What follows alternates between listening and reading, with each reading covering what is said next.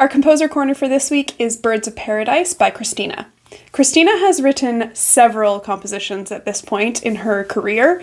I think this is number 5 for her, and she has used a wide breadth of the instrument in this particular composition. So she's starting off very high. We're using an ottava sign multiple times throughout this piece, but she's also descending pretty low with her left hand as well. We have a beautiful chord progression at the end of this.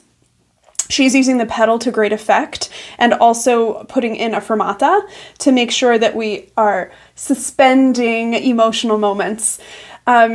Increasing your ability to influence a room, to also have responsibility for that, is important to me. It's important that students learn how to do that, and it also makes them incredibly powerful. It can increase the confidence of a student when they realize how much influence they have over people through their art. And that also translates into their ability to play their music as well. It's not just about composition.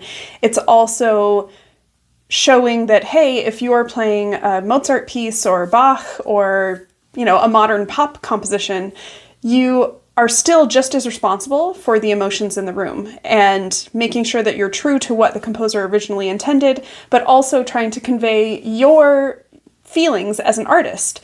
So I think Christina does that very well in this piece. It's quite beautiful. Enjoy Birds of Paradise by Christina.